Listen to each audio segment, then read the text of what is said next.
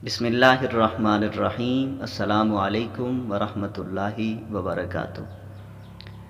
रमज़ानुल मुबारक की ख़ुसूसी ट्रांसमिशन पैगाम रमज़ान में आज हम बात करेंगे मस्जिदों में आवाज़ करने वाले पंखों और कूलरों के मसला के बारे में।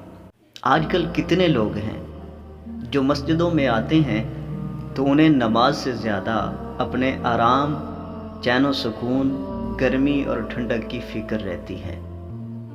अपनी दुकानों, मकानों, खेतों खलिहानों, काम धंधों में बड़ी बड़ी परेशानियां उठा लेने वाले, मुशक्क़तें झेल लेने वाले जब मस्जिदों में 10-15 मिनट के लिए नमाज़ पढ़ने आते हैं और ज़रा सी परेशानी हो जाए तो थोड़ी सी गर्मी या ठंडक लग जाए तो बुखलाहट का शिकार हो जाते हैं। गोया कि आज लोगों ने मस्जिदों को आरामगाह और मकाम ऐश व इशरत समझ लिया है।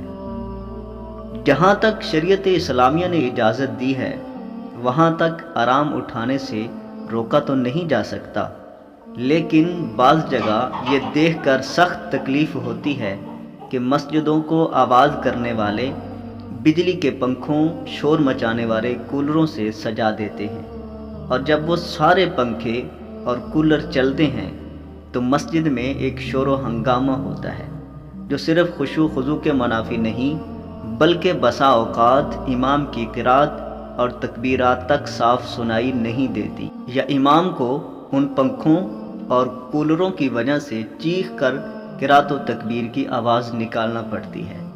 बाज़ जगह तो ये भी देखा गया है कि मस्जिदों में अपने ऐश व आराम की खातिर भारी आवाज़ वाले जनरेटर रख दिए जाते हैं जो सरासर आदाब मस्जिद के मनाफी हैं।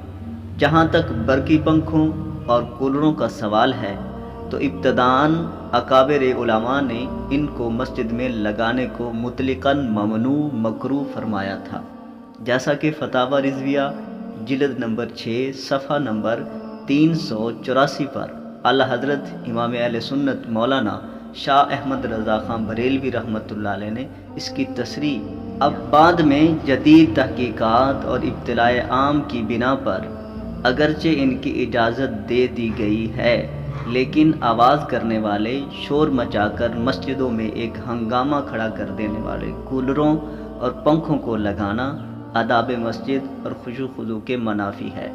इनकी इजाज़त हरगज़ नहीं दी जा सकती। निहायत हल्की आवाज़ वाले हस्बे ज़रूरत पंखों से ही काम चलाया जाए।